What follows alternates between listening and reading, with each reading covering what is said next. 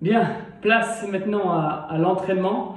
Donc, vous avez 2 Tabata à réaliser. Donc, l'entraînement est sur 2 parties. Donc, je rappelle, vous allez bouger pendant 20 secondes et récupérer pendant 10 secondes pendant 8 tours. Vous marquez une petite pause et vous partez sur le deuxième Tabata ensuite. Alors, pour le premier, vous allez faire des burpees. Alors, burpees, je rappelle, on l'a vu dans le workout numéro 1.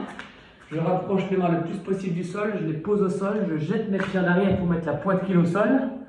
Ensuite, je repousse sur les mains sous les épaules et je me tends en faisant un petit saut en claquant les mains au-dessus de la tête. L'objectif ici est de bouger le plus vite possible pendant 20 secondes. Vous comptez au nombre de répétitions. Imaginez-vous, vous êtes arrivé à 8 répétitions après les 20 secondes. Vous récupérez 10 secondes, vous soufflez. Et ensuite, les 20 secondes suivantes démarrent et là, vous continuez à compter. Donc, imaginez, vous avez 8, 9, 10, 11, 12 et ainsi de suite jusqu'aux 8 rounds effectués.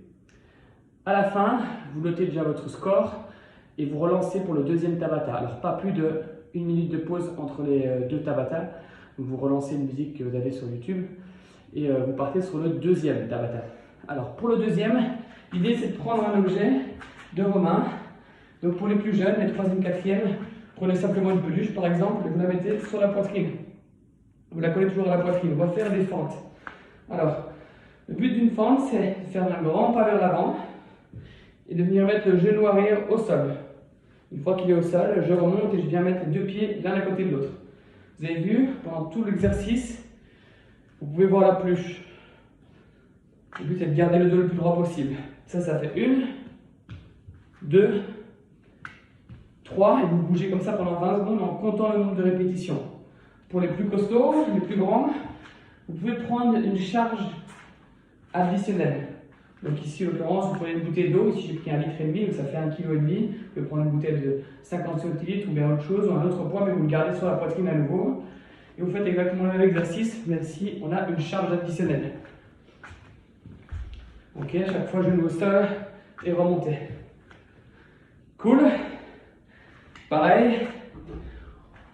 Le but est de faire un maximum de répétitions pendant les 8 rounds de 20 secondes. Vous récupérez bien chaque fois pendant 10 secondes entre les 7. Vous notez votre score, vous additionnez les 2 scores et vous notez votre score sur le petit tableau que j'ai mis en place. Je vous souhaite bonne chance et n'hésitez pas aussi à intégrer vos parents et le faire avec eux également. Et j'ai également placé un petit finisher.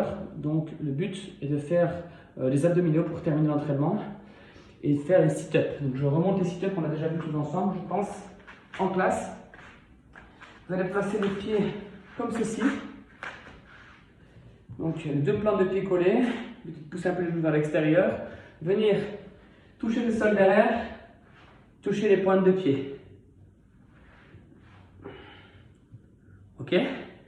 L'idée est, après l'entraînement, à votre rythme, essayez de compléter 15 répétitions pour les 3e et 4e primaires et 30 répétitions pour les 5e et 6e primaires. Pour les parents, allez jusqu'à 50. Ça vous fera du bien. Alors, faites ça à votre aise. N'en faites pas 30 d'affilée, n'en faites pas 15 d'affilée, faites-en 5, reposez-vous un petit peu. Le but est de garder la qualité dans chaque mouvement. Allez, cette fois-ci c'est bon, je vous souhaite bonne chance et continuez à bouger, essayez de faire l'entraînement plusieurs fois.